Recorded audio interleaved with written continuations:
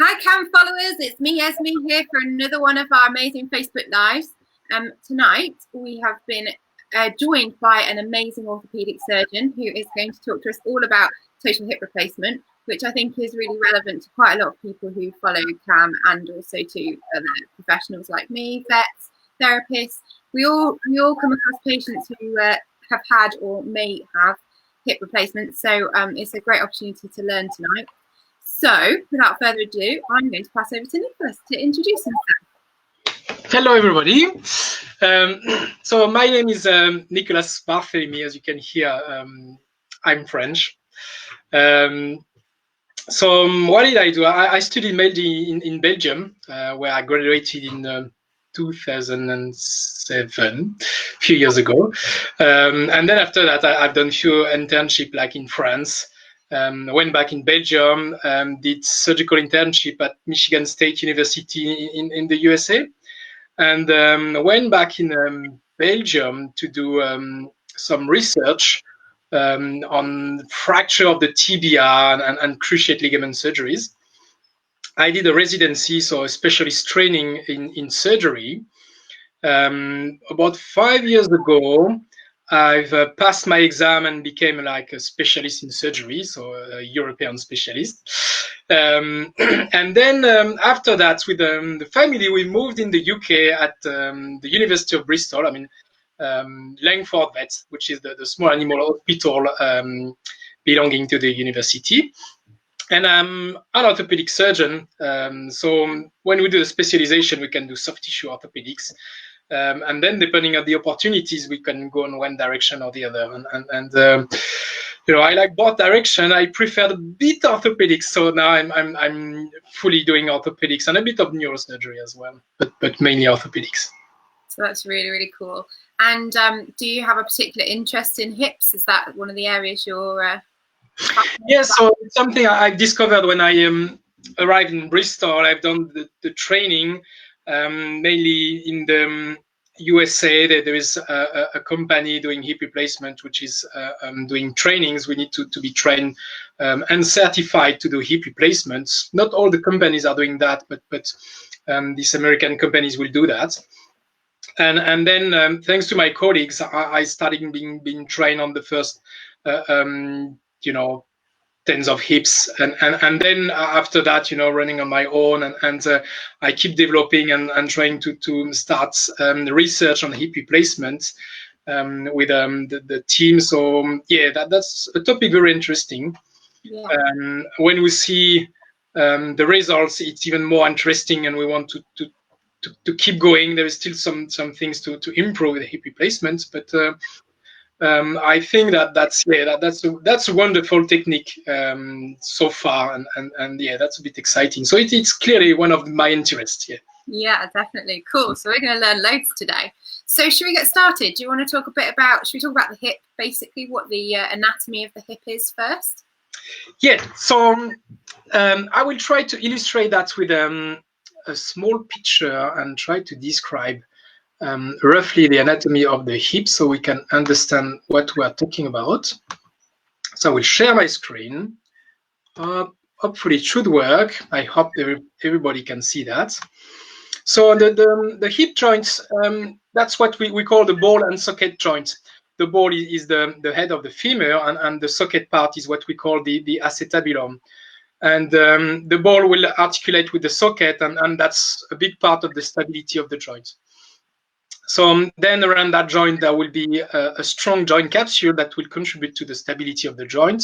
And inside the joints, there is a ligament, we call that the round ligament, between the head and the acetabulum that will attach both together. And around that, you'll have all the muscles, so the gluteal muscles, some adductors, some rotators that will also contribute to the stability of the hip. Brilliant. Up. Yeah, so we've looked at the normal hip. It's obviously in quite basic terms here, but what sort of diseases are we looking at that might be an indicator that we might be looking at hip replacement? So I have another slide. So I think that there are different diseases where total hip replacement could have an indications and affecting the hip the main one, the one which is quite common, is the hip dysplasia. So what is hip dysplasia? It's usually we try to define the hip dysplasia as some kind of laxity that leads to osteoarthritis and remodeling of the joint with time. So hip dysplasia is the most common cause of osteoarthritis in the dog and likely in the cat as well. A lot of dogs, the treatment indications for hip dysplasia, if conservative management, etc., has failed, and we'll talk about that a bit later. Yeah. Total hip replacement will be one of the treatment for this disease. So here a few pictures of hip dysplasia, early phase of the disease. The ball that is supposed to be into the socket is out, and that's the early laxity, early hip dysplasia. And here that's a more advanced stage of hip dysplasia, and you can see that now you have a lot of remodeling of the head, a lot of osteoarthritis, some bony proliferation. So that's the most common presentation, hip dysplasia in dogs. And then you have more... Before you carry on, you said the word remodeling. So can you just quickly, briefly explain that? Yes, so it's a change in the shape of the joints and the structures into the joints. So for example, on that hip, this dog is a young dog, probably around 8-9 months old, and you can see a round head.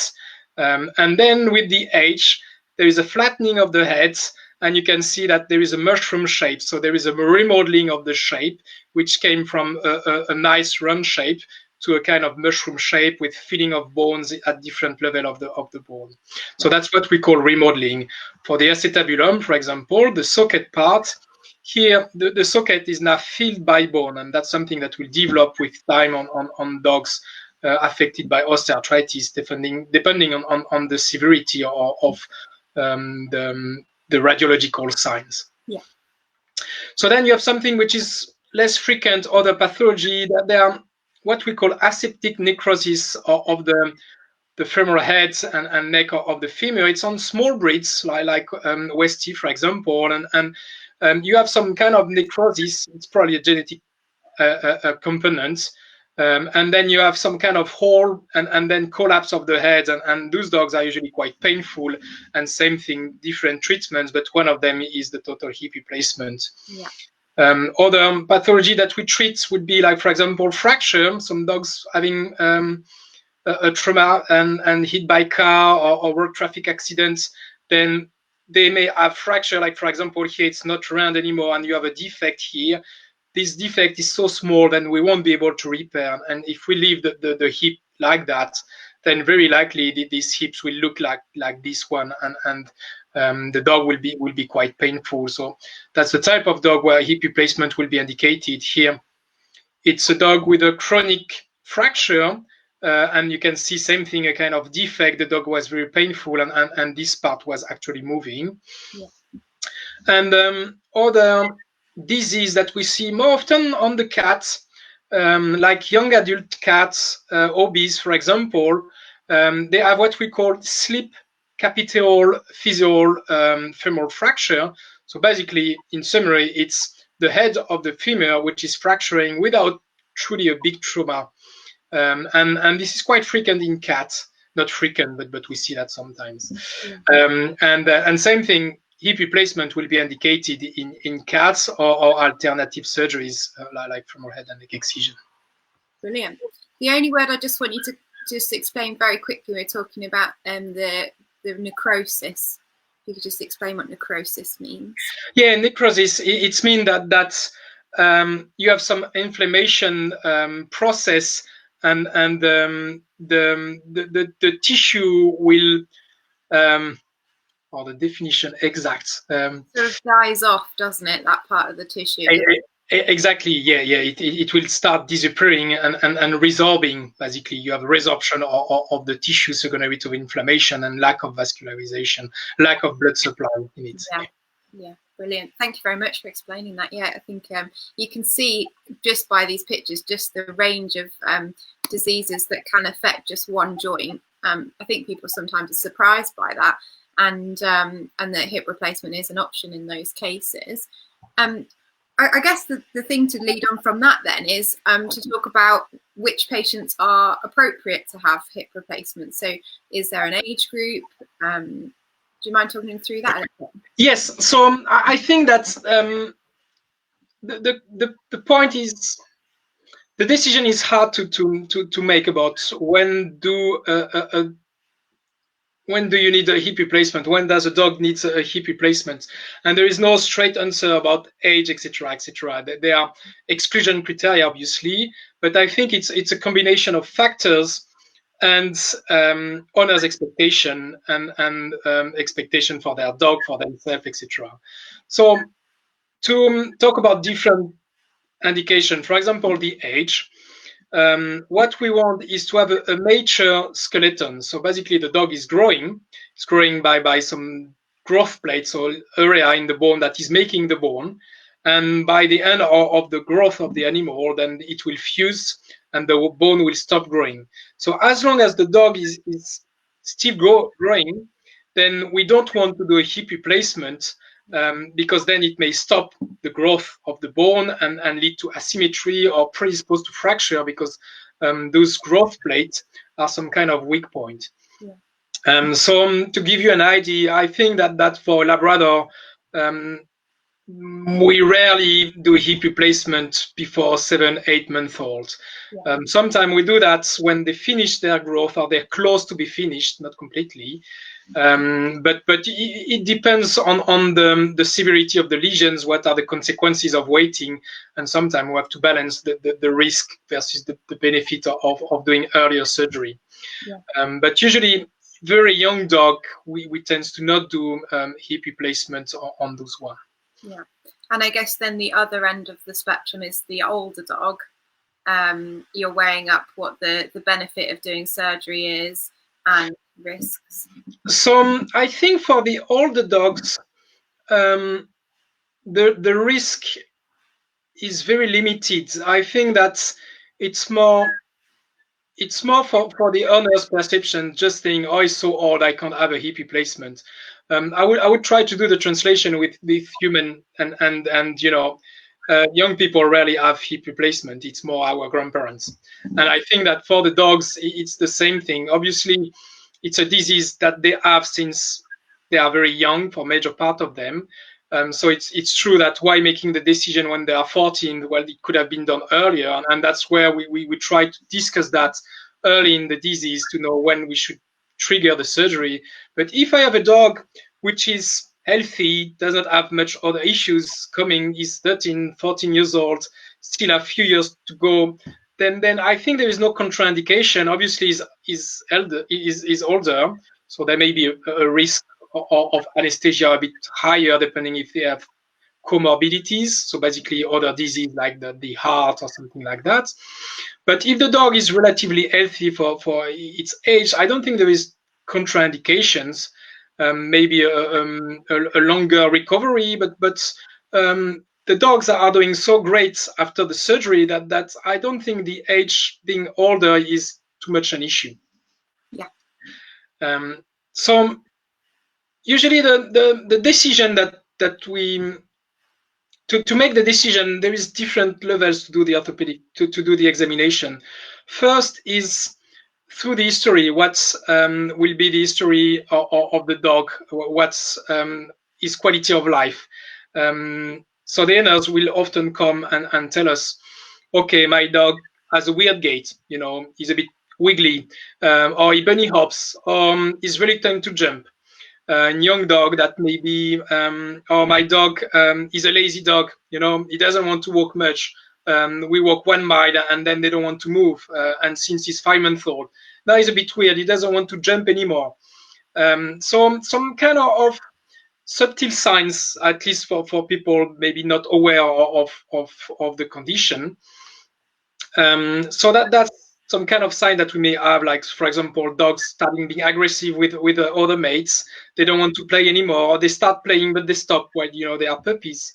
That's some kind of signs that are kind of appealing for us sometimes.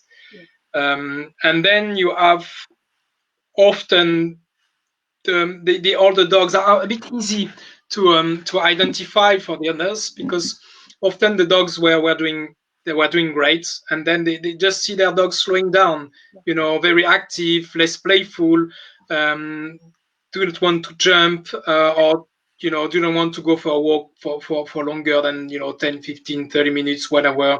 So often through the history, owners can guide us towards a surgical indication or not. Yeah. So that's the type of information we try to get. And then the second part will be through the orthopedic examination. So we manipulate the dog and try to see if there is any restrictions in the range of motion, any pain. We have specific type of manipulation, like extending the hip or abducting and extending the hip, which is often more sensitive. We try to see the dog walking, running, taking the stairs, trying if the dog has this kind of bunny hopping gait, which is quite characteristic of a back leg issue. So it's not specific of the hip, obviously. It could be some back issues, etc. But it's a good indication on a young dog bunny hopping that there is something going on the back.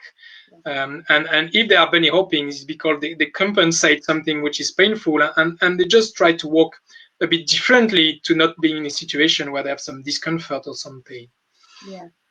Yeah, we always on CAM we always talk about behaviours. The only indicator we have often in pets that they're in pain is not yelping or crying, is behaviour, and it's the change in behaviour from being a happy dog to not a happy dog. And I think you hit the nail on the head when you were saying about puppies being quiet or not wanting to play. It's very, especially with a Labrador, it's very, very unusual to have a Labrador who doesn't want to go on a walk. So I think you're absolutely hitting the nail on the head there with that. And the puppy, I think those are the more challenging to diagnose for the owners, at least. Often, they are surprised. They go to see their vet, and then the vets, just see the gait, the abnormalities, and say, oh, I think you should take x-rays. And then we look at the x-rays, it's not good, and then they refer to us for a hip replacement. And owners, when we go through the history, we explain what is a puppy, how they should be, or what behavior could be explained by the pain, then it starts being obvious. But puppy, what I would say is, even with a fracture leg, the puppy will keep playing. They are designed to socialize, to be interesting by life. And even if the puppy is in pain, it will keep playing, eating, and so probably less in terms of playing, etc. But the puppy will keep going. The older dogs, it's a bit different because they owners know their dog, so it's a bit different. But even for elder dogs, sometimes it could be challenging because it's a very slow worsening over years. And often we have some owners coming, the dog is 7, 8 years old, and they think that now they've reached a point where he's a bit slow, and they wonder if the hip is the issue, and we do the hip replacement. We do one hip, and then within 1 or 2 months, 6 weeks, or they come back for the other hip, and they just email us like 3 months later, okay, I have my puppy back. And it's something where even on older dogs, it's a bit challenging because the dogs got used to their condition, and basically just adapt their way of life to their disease, and it may also be hard to quantify, assess the level of discomfort they are on. So the orthopedic exam is to help us to subjectively, semi-objectively quantify the level of pain they may be. But if I have a dog which is having some discomfort, but the quality of life is not affected, the dog is able to run for 3 hours, to jump everywhere, and the owners don't have the feeling that the dog is affected, then I won't do a hip replacement because the quality of life is very good, and I can't find any signs of pain from the history. I have some discomfort and palpation, but it seems that the dog is dealing with the pain easily. So yeah. So it's a combination of both. Weighing it all up and getting a good whole picture. So I guess in terms of other diseases, I think Patricia's asked, how relevant it would be to a 4-year-old cockapoo who has been diagnosed with autoimmune arthritis. So it would, I mean, one, would it be a disease that you could use surgery for? So I think that's for the cockapoo, for example, with immune-mediated disease. So it depends if it's erosive or not erosive. For example, if it's erosive and it affects the hip joint, often those diseases affect, the carpi, the tarsi more than the hip joint. And so if it's specifically affecting the hip joint, then yes, a hip replacement could be an indication. We get rid of the joint basically when we do the hip replacement, and we replace the joint. So if there was a disease on the joint, in theory, that should not prevent us from doing a hip replacement.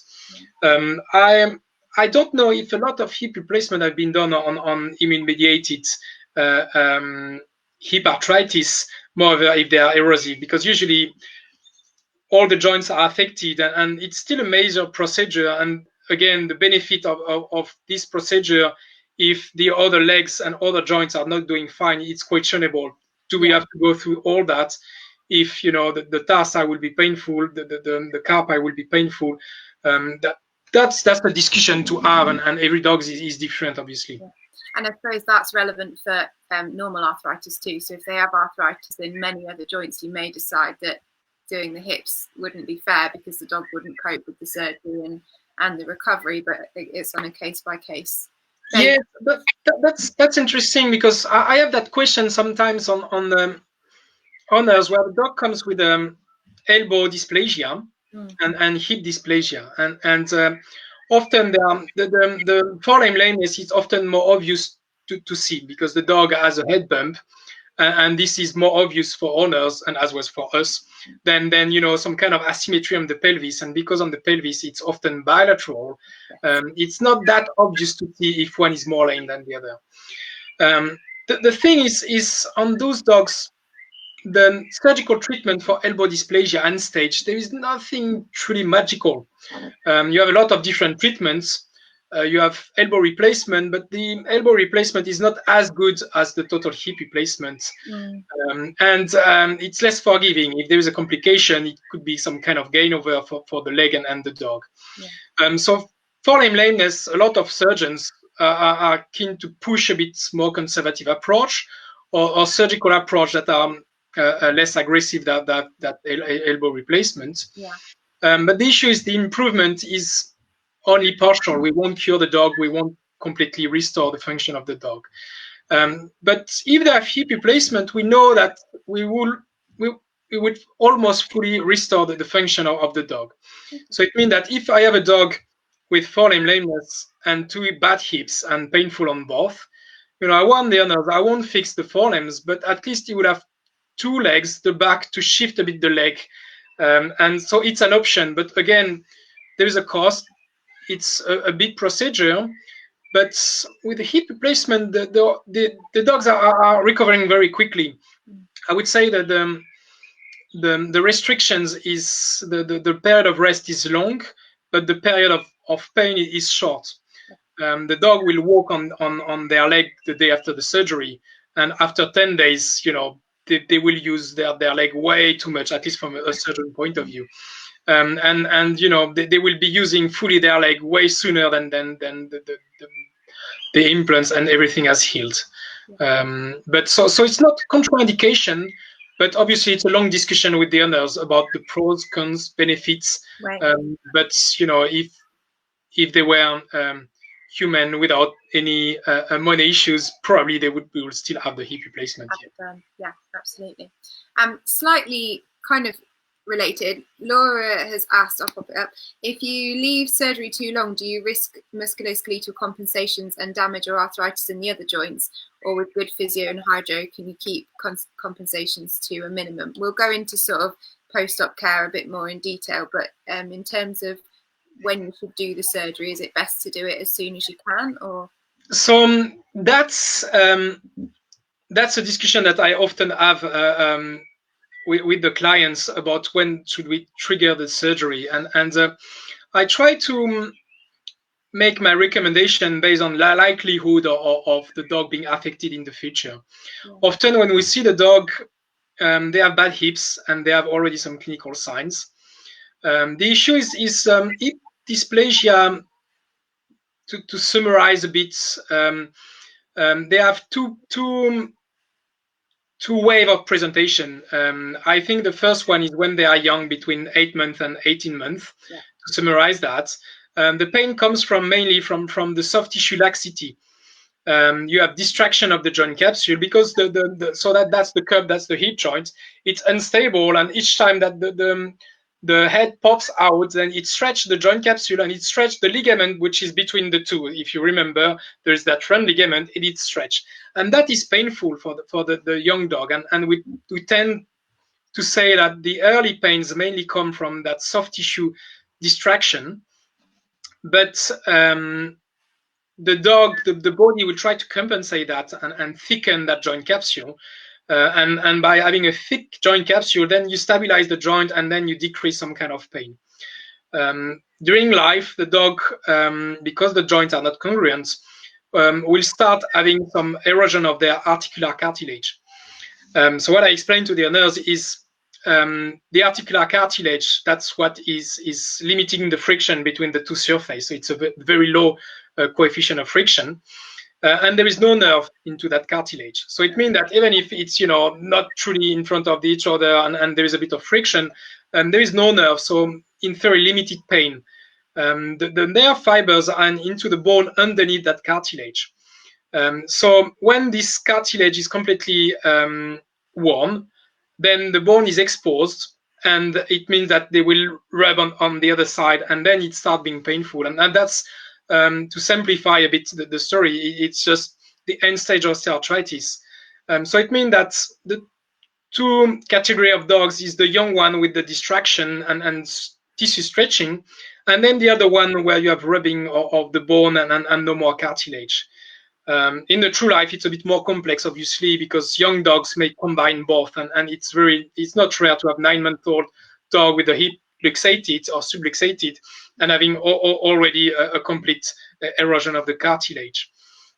So that's the first explanation that usually I give, is explaining what will be the clinical presentation.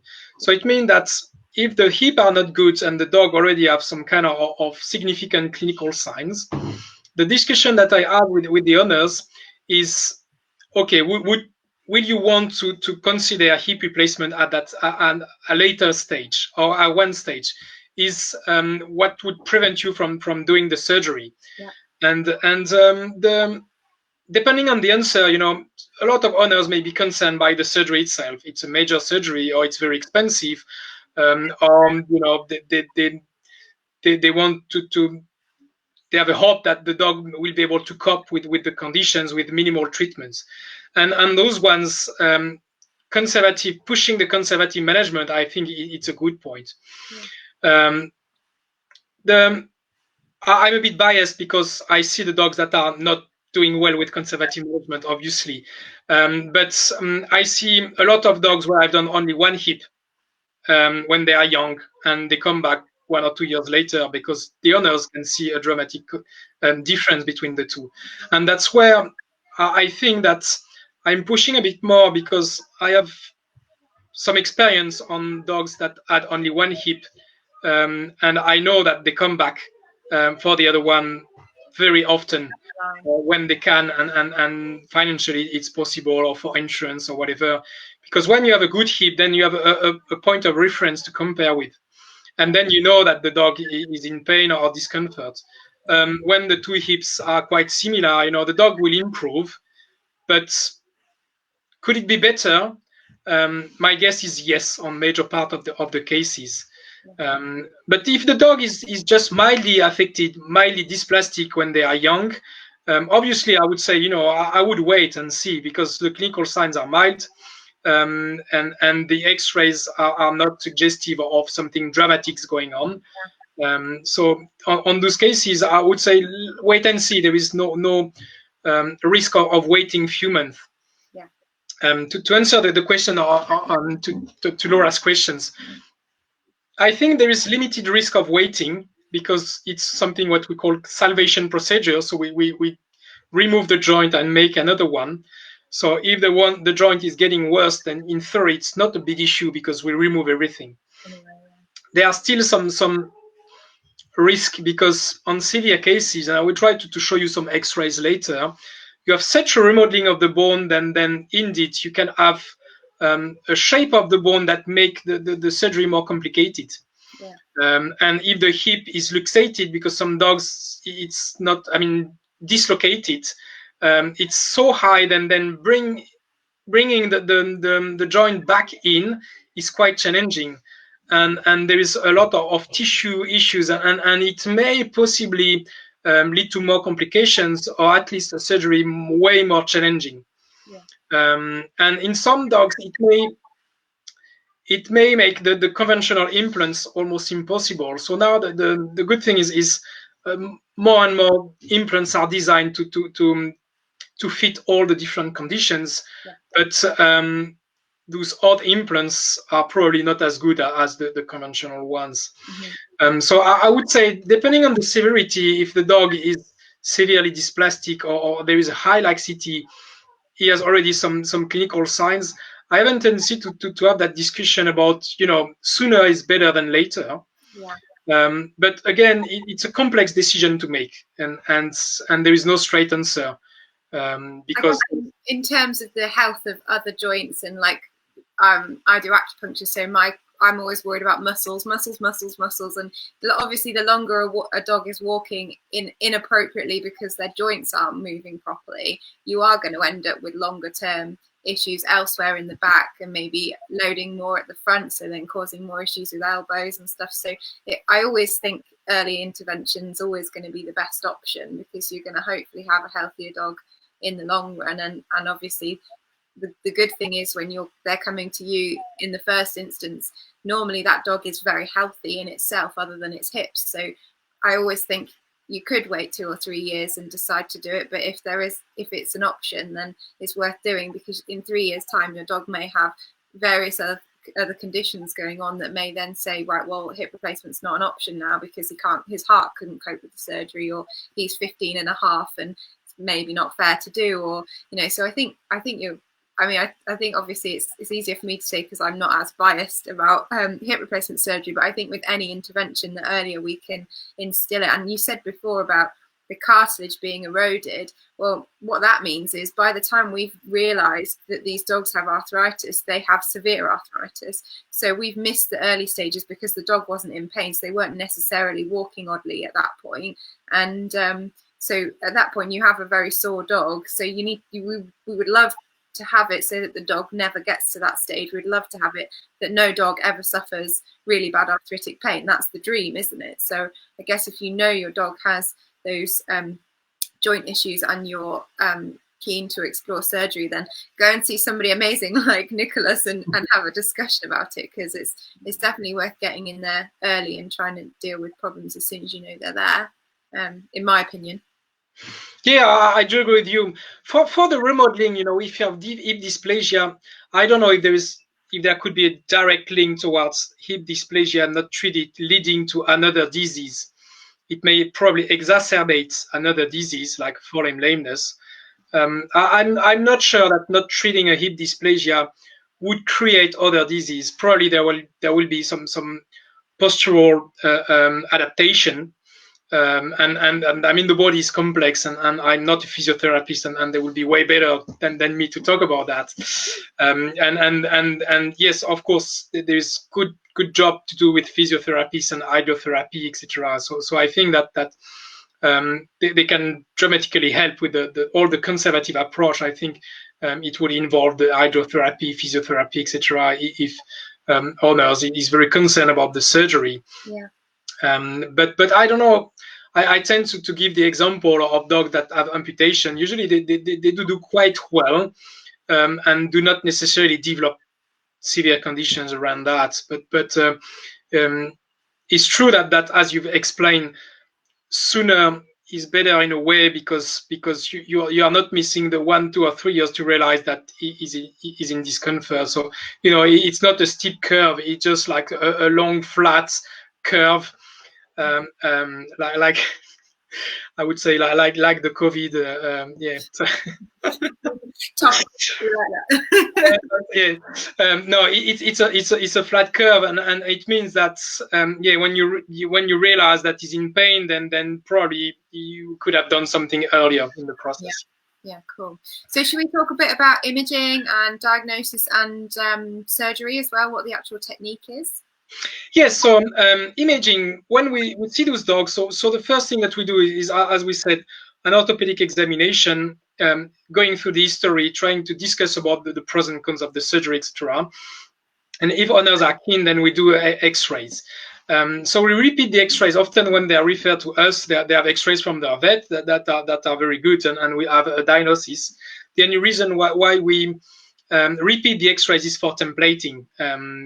Hip replacement, I mean, humans are quite a bit standard. I mean, there is variation of human and pelvis, etc. They also have some variation, but not as broad as what we have. You know, going from the Chihuahua to the Great Dane, you need to have a lot of implants, and even from a Labrador to a Rottweiler, there is quite a significant variation. And implant size, we have increments of 1 millimeter per cup size or per stem. The stem is the part that we place into the femur. So we have different size of bone. So I will try to show you again the other parts. Oh, so this one will be just to illustrate. So that is just to come back to the previous question about the different stage and what it involves to wait. So for example, this one was a young Chihuahua, 8-month-old, has been referred because there was a lot of laxity in the hip, and the dog has subluxated its hip. The dog was due to have the surgery 1 month later, but then starting to improve. So we just decided to wait, because owners were a bit hesitating to go to surgery because the dog was improving, but then the dog became more active and was significantly lame. And 2 months later, called us back to say, okay, I'd rather going to surgery now because I can see my dog is in pain. But you can see here, that's a nice joint, the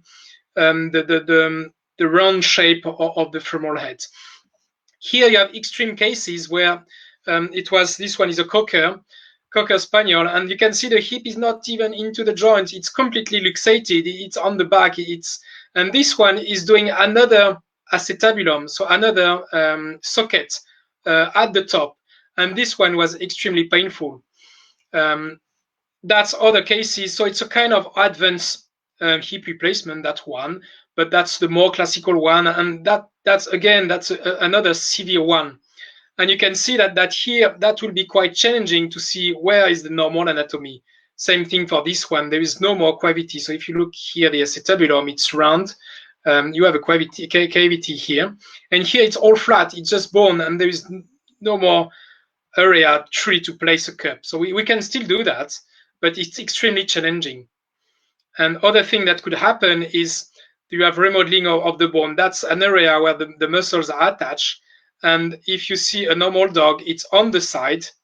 And here, this one now is migrating in the middle of the bone. And then it makes the space for an implant very challenging. So that those x-rays are to illustrate the different stage that we can have. And from a young dog to an older one, where with waiting, then there is a lot of remodeling, a lot of change in the anatomy, and that makes the surgery more challenging, or the use of certain implants more challenging. To go back to the x-rays, so we take a lot of different x-rays, and then we use a computer, and we try to see which implants will match the anatomy of the bone. So we try to use a model of a cup. We use the software, and we try to measure the cup and see, okay, that cup will fit? What type of implants do I need? And we start doing some measurements of the size of the neck, of the size of the implants, the compatibility, etc. So there is some work around the consultation and x-rays. The goal is for surgery templating, because the diagnosis I've been placed already. Yeah. Okay. Sure. Brilliant. Yeah, so cool. So then can we talk a bit about the actual surgery then? So how do you go about doing the surgery, and what? Yes. So the surgery, you are different type of implants, and on the market there are I think 3 main companies selling some implants that are quite reliable. So one of I'll go back to the shared screen. Up, if I can again. So obviously at Bristol you'll have a team of anaesthetists, and they're often in charge of sort of pain relief and that side of things. Is that something you're heavily involved in? Yes, so we are lucky because we have a big team of anesthetists, and I think that in some way sometimes better to be a dog than a human sometimes. But yeah, so the pain is well controlled for that. So a major part of our dog will have some nerve blocks or epidural, more epidural for the hip replacement. If it's not epidural for different reasons, then they will have some opioids or different drugs or different level of anesthesia to make sure that they are not painful during the procedure. I know they're very, very hot at making sure that there's no, very, very pain-free, and then there's constant assessments post-op of how painful they are and making sure they're topped up, isn't there? So I will pop your screen up now and disappear for a second. There we go. Yeah, so here just to show the different type of implants that we can do. So it's made of 2 parts. One part is the socket, what we call the cup, and this one we have to use a reamer to make a hole into the pelvis. So that's the pelvis. We've made a hole at that level, and then we will impact that cup into that hole. So it's at the 10th of millimeter, the size of the cup. So this implants does not use any cement. So the implants will stay into the hole by the friction between the implants and the bone. So in the early weeks, it's only that friction that will hold everything together. But by a few weeks, like usually about 6-8 weeks, then the bone will grow into the implants, and then the implants will be kind of fused into the bone, and then it will be extremely strong, and it's almost impossible to remove. So that's the first part. The other part is we need to cut the head of the femur here. So we cut the head, we cut the neck here in order to place the implants. So here we will use some brooches, some kind of reamers, and we'll use some different size of brooch to make the space for that stem, what we call a stem. And then we will impact the stem again, and that will be the friction here. It's a bit irregular, the friction between the stem and the bone here, that will hold the implants in position. And then again, you'll have some bone ingrowth, so that part will be osteointegrated into the bone.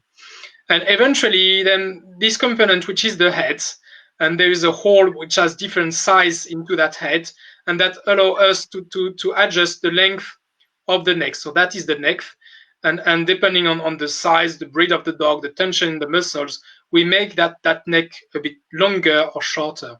Oops. So this type of implants, it's what we call uncemented implants. It means that there is no cement, and it's all based on osteointegration, and we call them biological implants. In that specific implants, there is a bolt on the sides, which is into the implants. It's to prevent the implants from subsiding, from slipping into the bone in the early weeks until the bone has fused with the implants. So that's the non-cemented implants. And then you have another type of implants, which is the cemented. And here you can see the implants because it's made of plastic, polyethylene. But you can see the cement, the white area. So the plastic is embedded into the cement here. So we've made a hole a bit different we've put some cement, which become very hard, and we'll place the cup, the plastic cup, into that cement. And we do the same thing into the femur. So we've rimmed, we've brushed the femur, we've placed a mantle of cement that you can see here, and that will hold the stem in position. And usually we place the cement, and within 10 to 15 minutes, it's harder than the bone. So the way we do surgery at Langford Vets, we tend to shift towards the non-cemented implants. There are pros and cons for each type of implants. We can discuss that later if you want. But we try to keep the uncemented implants. And the small ones, until recently, we do micro hip, nano hips, so on Chihuahuas, on Yorkshire, on cats. Yeah. Those implants, the implants available were only the one with cement.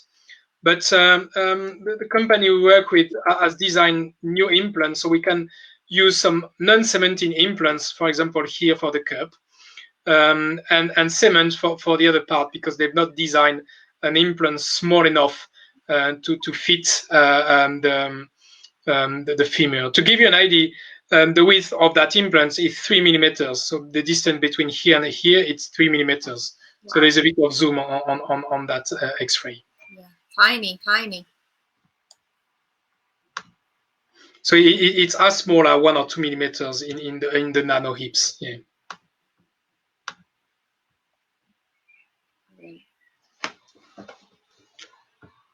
So, what sort of surgical risks do we have? What's the complication rate? What are the complications? So there is a significant complication rate, and that's a big part of the discussion, and that's why probably some owners are more hesitant to go through the surgery. The complication rate is quite high for what we call an elective procedure, a procedure that we have to do without emergencies. It's about 5 to 10% of the dogs that will have a complication that requires another surgery. The main complication that we face is the luxation of the hip, dislocation of the hip. In the early weeks, the stability of the implants relies on the shape, the ball going into the socket, and the contraction of the muscles and the tension of the muscles. And that's what holds everything together. And then after 6-8 weeks, then the joint capsule is healing at the top, and then the joint capsule is very strong and will provide a very good support, an extra support. But sometimes it's not enough, and it's more the orientation of the implants. We have some kind of standard orientation for the implants, some angles that we want to have, some kind of neck length. But some dogs are different. Some dogs will walk with some more abductions or more internal rotation. We'll do some turns with, externally rotated legs, internally rotated legs, or they do more abduction. And those dogs, which something that could be good for some dogs is not for other dogs. Yeah. Or some dogs are more complex, or the tension into the muscles is adequate at the time of the surgery, but 4 days later there is some muscle relaxation, and then it becomes slack, and then it may get them prone to luxation. So on those 5 to 10%, then we have to go back in surgery and try to correct the cause of the complication, mainly luxation. Depending on the techniques, you may have some subsidence of the implant, some fractures, some infection. Fractures and subsidence with the new generation of implants, it's very rare. Infection, it's extremely rare as well, because it's a procedure that we do in very controlled environments. Basically, we have a specific theater, closed doors. We have a specific airflow into the room. We use a specific way of draping or of changing gloves a few times during the surgery, etc. So there is a lot of protocol to decrease that. The risk of infection comes more from infection in the body, like let's say the dog has issue into the mouth or urinary tract infection during their life. it may make them prone to have bacteria going into the bloodstream and then sticking to the implants. And then you may develop some infection later during their life, not because of the surgery itself, but because they got an infection somewhere in the body, bacteria went into the body and stuck to the implants. Yeah. It's something that we can better control with the osteo-integrated implants compared to the one with the cement. Yeah. Yeah. Okay. And I guess that kind of leads on to, is it something that's covered by insurance? What is the cost of having a total hip replacement? So that's one of the main issues. Is the cost of a hip replacement is expensive. To give you an idea, usually it's around £6,000. It varies from 5 to 6.5, 7. It depends on the size of the dog, of the type of implants, the workup that we have to do before, if there is any complication, etc. So there is different type of implants, but I would say consider between 4 and 7. It depends also on the practices, depending, unfortunately, often when it's more expensive, it's because more things are used to make that cost higher. So if it's the nurses overnight, if it's the type of anesthesia, if it's the type of implants, what type of implants have been used, and what type of drugs, etc., etc. So just to give you an idea, the cost of the implants, it's itself without anything. When we buy the implants, it's almost £1,500. So it's without any markups, without any surgery, without any anesthesia, without any drugs, hospitalization. So it's quite expensive. Yeah. But to answer the question for the insurance, a lot of insurance would cover that. So the issue is, I can't truly tell you which insurance is better than others. There are insurance that are better than others, and my experience came from owners. Basically, they were giving me feedbacks.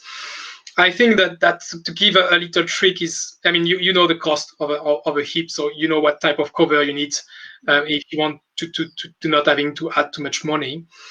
Some insurance are a bit tricky in a way because they will cover disease, and some may consider that hip dysplasia is a disease covering both hips. Some may argue that you can have one hip dysplasia and the other one which is sound. So if you have 2 hip dysplasia, it should be 2 diseases. Yeah. And so it means that's when you take an insurance, you need to make sure that the insurance will cover one hip and the other. Some insurance, will cover like a certain amount of money per year.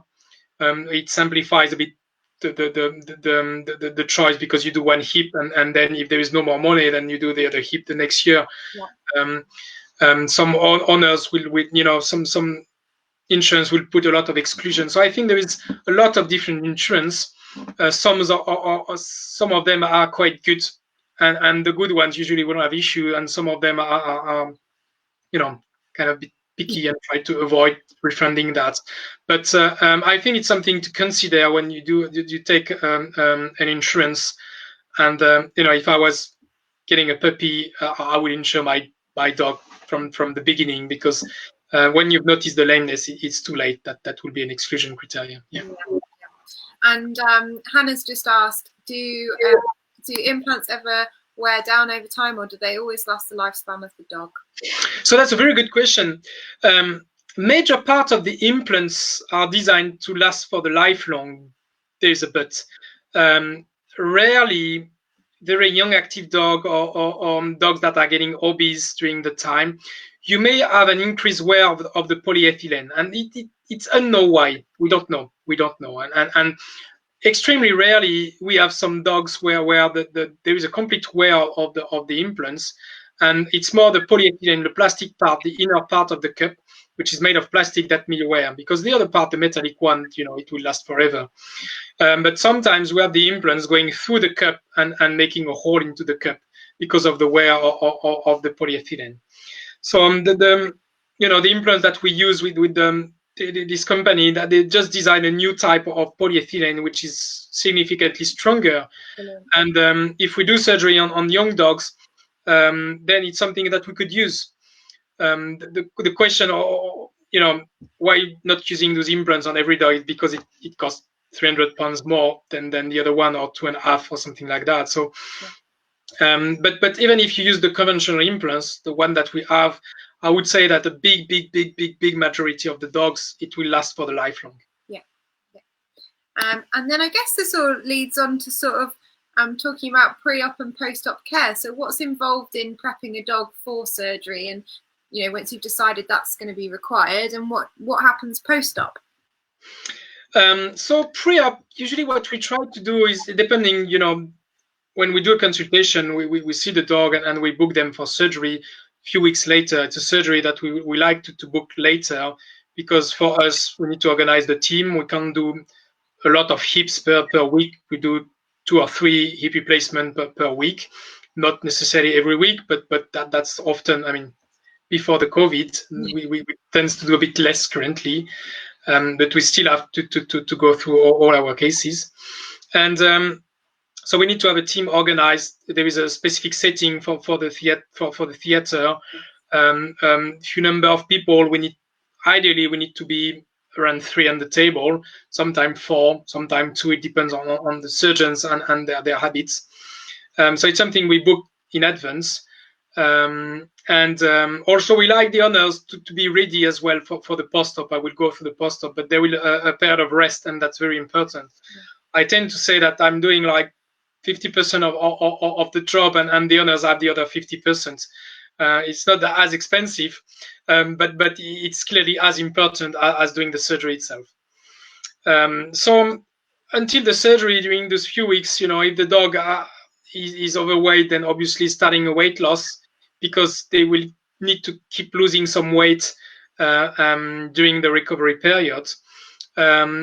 What we want to make sure is there is no signs of infection on the body, so ears, no otitis, no bad mouth, no skin issues. Some dogs, young dogs may have a bit of pyodermatitis. It's quite frequent in young dogs, so we try to check the skin. We don't clip the dog before the surgery, before the induction, before the anesthesia, because clipping the dog 1 or 2 days before the surgery may increase the risk of infection.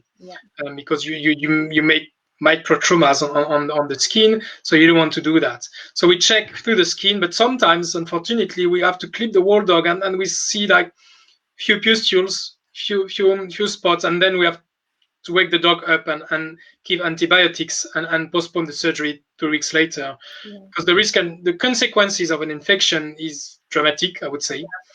And there is no point taking the risk of doing a surgery if there is any small risk of infection. So I think that the pre-op will be being ready to have the dog resting at home. So it's often cage rest, big cage or crate. Room rest, depending on the temper of the dog. It's an habit. The dog can start having the bed into the cage or the bed into the crate, doors open, but at least they start getting used to their new home, new environment. Mainly a time for the owners to see how they can cope with the period of rest and getting used to that with the dog.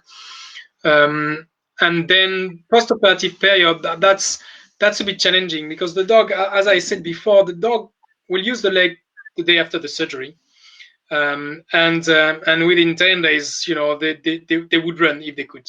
They would clearly run. And small dogs, it's even worse. They would run on day 3. The tiny dogs, it's just amazing. They walk as if they were not having any surgery 3 or 4 days later. So it means that they need to be strictly cage rested, or room rested, or depending on the time. If the dog is quite laid back, then they could be attached to a bed or a small room if we know that they won't jump. But they can't jump, they can't run, they can't walk on a slippery floor. We don't want the dog sleeping and having some abduction of the leg, pushing the hip out. Usually for the first 4 weeks, the dog is walked outside 4 or 5 times per day, 5 minutes on lead, short lead, with a sling to support the back. It's not to support the back, just in case they sleep. the dog can walk on their leg, do not need any support to walk. But it's more like some kind of control. If they sleep, then the rescue sling. Yeah. And moreover, it's more to have a better control of the dog, because by having the sling, if the dog see a squirrel, a cat, a bird, and then they will start, trying to jump and run, and they will push on the back legs. Yeah. And having that sling give you a better control. You can lift the back, so they that precious bit, yeah. Yeah. So so that's the post-op period. So it's a 6 weeks of strict rest. And then we see that the animals, for a recheck, we make sure that the implants have not moved, that's the hip is still in position, that is recovering the way we want. And then from the 6 weeks, we can gradually increase the level of activity by usually it's increment by 5 minutes increment. So after the consultation, the recheck, then they can walk 10 minutes 3-4 times per day for a week, then 15, then 20, 25, 30. And when they reach the 30, so basically it's 5 weeks after the recheck, or 11 weeks after the surgery. Yeah. Then they can start off-limb exercise.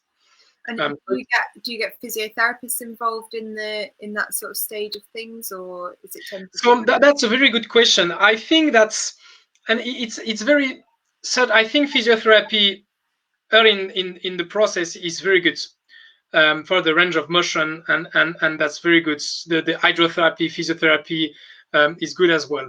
To be honest, I'm not recommended physiotherapy in the first 6 weeks, because my concern is the journey between the house and the physiotherapist, and the car is a big concern to me, because braking, acceleration, the dog jumping off the car, in the car, all that would happen during this transport, during this journey.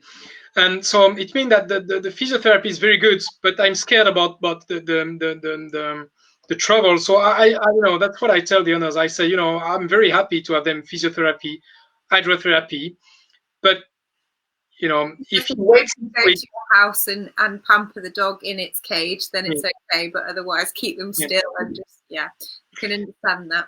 But so usually what I do is I push them to start physio hydrotherapy after the 6 weeks, when there is a lower risk of complication during the car, etc. And I'm not sure. I don't know if there are any publications that starting later compromise the outcome. The outcome is excellent even without physiotherapy, hydrotherapy. I believe that's physiotherapy and hydrotherapy will provide earlier recovery and improvements. There's no doubts about that. But yeah, it's always risk benefits, balancing the risk versus the benefits, and the consequences of the luxation versus the benefits. It's very personal, and some surgeons may have completely different opinions. But I'm a bit concerned. But I have some owners where the physiotherapist is going at home, and I'm very pleased with that. Yeah, exactly. Chrissy's just asked, what's your opinion of hip replacements in cats? Are they quite successful? So hip replacement in cats works well as well. The cats are not dogs, and they are quite challenging, to be honest. Part of the challenge areas of vet med, may I add, cats like to be one on their own, don't they? And I think the rest is something quite challenging. So having a cat staying in a crate for 6, 7, 8 weeks is quite challenging. The small cats, the small dogs and cats tends to do quite well on alternative surgeries, like the femoral head and neck excision. But there's a percentage of them that are not doing well, and there's a percentage of them that are doing well but could be better. So it's still the gold standard will still be the hip replacement, but we have less experience feedbacks on cats. It seems that the cats have a higher complication rate than other animals, than dogs. But it's I'm not sure of that. There is not enough study to explain that. But it's still something that we do. I would have one do soon, very soon, that had a fracture of the head and need a hip replacement because there is no more head, and ankylosing of the joint. So we'll go for that. So I think it's still a good indication for the cats, but it's a bit different and a bit challenging. It's less expensive, tiny bit. Said her she's a vet nurse and her cat has bilateral hip dysplasia, so that's why she's asking. Yeah, so I think it's cats is as well a bit challenging because the cat's pain is very challenging to assess, and it's true that Maine Coons are some breeds that are quite affected by hip dysplasia, and they are big cats. So those ones are the dog we often, with the cat we often see. The cats we often see them for trauma or slip capital physical fracture, so the fracture of the femoral head. That's the main indication, and less for the dysplasia because they are very good to hide their pain. Yes. And it's quite challenging, but depending on the activity of the cats, if the cat start being reluctant to jump, or if the cat, if you pull a bit on the leg, you can see that is reacting quite a lot, then yes, hip replacement is an indication. Yeah. I think this is going to lead on to my very last question. So what do we do? What are the other options other than hip replacement? So Vicky said she's been told her 7-month-old Labrador is not a candidate for surgery as his hips are so bad that it probably won't work. What other paths does she have to go down? So I think that just to answer the question to Vicky, I think that 7-month-old, I don't think the hip are so bad they can't have hip replacement. Hip replacement will work on young dogs. On 99% of the dogs, we can place hip replacement. They could be extremely bad, extremely challenging for the surgeon, but I would say 99% of the dog, we can place a hip replacement. Different type of implants, but I think hip replacement is often an option. When it's not an option, not because of the aspect of the hips, but for other reasons. Let's say because there's financial issues, or the dog can't be anesthetized, or the risk is not acceptable by the owners, then I think the first one is the conservative management and the conservative approach. So I give usually broad recommendation. The first one, and I think I've seen some topics, is the weight. It's the number 1, number 2, number 3, number 4. That's the weight. That's the 4 things to work on. The weight is, pro-inflammatory markers from being overweight. There is way more load on the joints, and there is enough study to demonstrate that the weight loss dramatically improves the quality of life of the dog. Yeah, absolutely. So weight is the key, and it's probably the hardest to work on. It's so easier to give a tablets. We all have dogs. Around here, I have a Labrador, and food is 95% of his life. Yeah. And I mean, he loves running, but if you bring some food and shake the box of kibbles, then he'll stop playing and he will come to see you. Food is above everything. So I understand it is very challenging to have that weight loss, but that's the key point. Yeah. And then the common recommendation will be the low impact activity. They need to stay active, but we need to limit the jump, the rough playing, chasing balls, all those activities where the dog are putting a lot of constraint on the hips. Mm-hmm. But walking and trotting, even running, sometimes it's not that bad, So walking, trotting, having regular low impact activity, low impact on the joint activity, it's something that is recommended.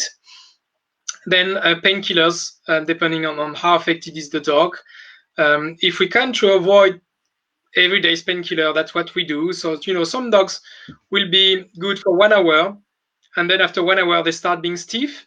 So what we recommend is, okay, walk them for 1 hour, and after 1 hour stop. And if during the weekend you want to have a 3 hours walk, is okay with that, but the next day will be in a bad day. Yeah. You can give for 1 or 2 days some anti-inflammatory drugs if the dog tolerates the anti-inflammatory drugs. It could be paracetamol, it could be a combination with gabapentin, like there is a lot of different drugs that could be given. But hydrotherapy, physiotherapy is obviously something very good as well. to contribute to nice muscle mass, to avoid the change of gait, etc. So this is a multimodal approach. Basically, you can give complements, nutraceuticals. There is very low evidence about the nutraceuticals, but it may work. It may work on some dogs. At least it won't hurt. It may hurt the wallet sometimes, but I think that's what I would give to my dogs. Not all. There are studies to support some of the drugs, but again, the evidence is quite low. So if I had to choose between spending my dog's life, some nutraceuticals, probably you could cover the hip replacement when they are 1 year old. Multimodal approach. That's for the conservative management. Surgical options, it depends on the age of the dog and the severity of the clinical cases. There's different age for detection of the hip dysplasia. It could be as early as 4 months. There is a technique that comes from the USA, which is called the pen hip techniques. It comes from the University of Pennsylvania, where they push the hips in a specific way to distract the hip, and they measure the distraction of the hip. They try to measure how much laxity is into the joint. Yeah. And based on that degree of laxity, they can predict if the dog will develop osteoarthritis and hip dysplasia in the future. And if that dog has some degree of laxity which put the dog at risk of developing hip dysplasia, then we can do some kind of prophylactic surgery, which is called juvenile pelvic symphysiodesis. So basically, we burn a bit of the pelvis to influence the growth of the pelvis and to improve the coverage of the acetabulum of the socket part of the ball. Yeah. So it's a procedure that we can use early, but the dog needs to be between 4 and 5 months old.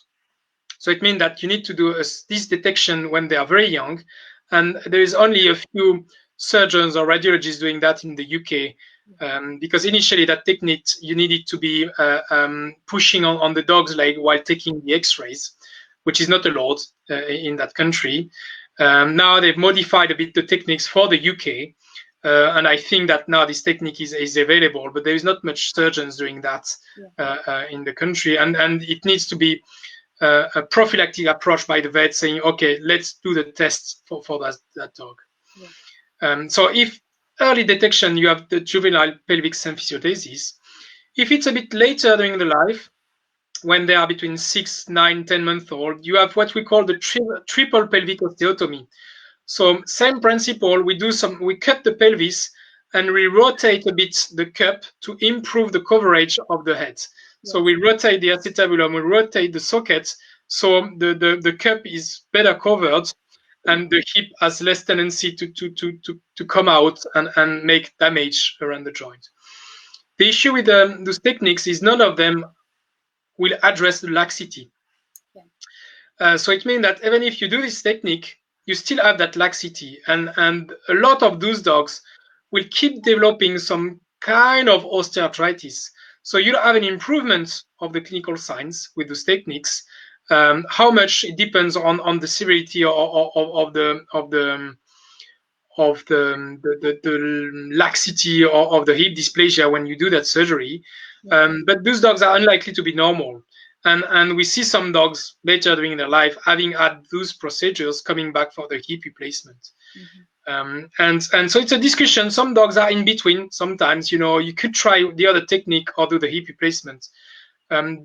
Often, when those dogs are coming for triple pelvic osteotomy, I have the discussion because the difference of cost is not that much. The triple pelvic osteotomy is more aggressive on the dog. It takes longer to recover, up to 6 months to fully recover from the surgery. So that's why sometimes, it's better to do the hip replacement. Cost-wise, it's a bit more, but then it's fixed for good. And then if it works, it works for the dog's life. But there are other procedures. So those procedures are options. they work, they improve the quality of life of the dog. Yeah. And then, it's more like a bias. I think that surgeon doing hip replacement will be less prone to recommend that those procedures, not because it's more fun, hip replacement, or it's more expensive. I don't think that's. I think we are making less money by doing a hip replacement than a pelvic osteotomy, for example. Yeah. So in terms of cost, etc., it's not interesting. It's just like the recommendation is mainly because when you see the result of a hip replacement on a dog, you have a normal dog, and you know that they won't come back in 5 years, 6 years to have the hip address. It's different for the juvenile pubic symphysiodesis because this one is not very invasive. It's almost a one-day surgery. They come in the morning, we burn the pelvis, and then they can go home almost the same day. It's not extremely painful. It's small incision. It's not truly more painful than a castration. Possibly a tiny bit more, but not that much. So this one, if I would recommend it, because if you can avoid a big procedure, invasive and costly, by doing that detection and early surgery, that's I would recommend. What you may, the worst scenario is you need a big surgery later, but at least you gave a chance for the dog to avoid the big surgery. And if in 50% of the cases the dog avoid the surgery, I think it's worth trying that. Yeah, brilliant. I think we've been pretty comprehensive on options out there. I think the main answer to those sorts of questions is to get your dog x-rayed and have the x-rays sent to somebody like Nicolas to look at and decide what your options are, and then go down the route of referral if you think that is something you're interested in. Because I think I'm a GP vet and I wouldn't know. I would take the x-rays, I'd be happy that I took a nice x-ray, and then I'd say, right, Nicolas, help me, what's the best option for this dog, and then explain the history, because we all have our things that we're good at, and an orthopaedic surgeon is going to give you the best idea of what the best option surgically is going to be for your pet. So Nicolas is at Langford, so you can always send over a referral. Usually what we do for the referring vets, because as you said, sometimes it's hard to know when it's a good time, and a lot of times the vets are sending us x-rays and the history, and we have some email address for advices for the vets, and we just call them back and we have that discussion about pros and cons, what we would say, and often we have this assessment, we have this discussion with the owners, because big part of the decision is first the indication from the x-rays and the history, and then the risk and owner's perception. The same dog may have hip replacement with one owner and not with the other one. The people who had hip replacement themselves will be more prone to have their dog operated. Yeah. And they will place hip joint replacement in all, the whole dog if there was the osteoarthritis, because they've been suffering and they know what it is. Yeah, brilliant. Well, I can't thank you enough for your time. I've had an amazing. I feel like I've learned loads and loads. I'm sure everybody else has. I know there's a couple of questions we haven't addressed, so I will email them to you and just get an answer if that's okay. I'm just conscious of the fact that we've been talking for 80 minutes now, and I want you to have your. Yeah, there is. But we've thoroughly enjoyed having you, and I hope you'll come back and talk to us again on cam. And I'm sure everybody here has learned a lot of useful information for their own pets. That's my dog's going. So yeah, good night everybody, and thank you very much, Nicolas. Thank you very much. You're welcome.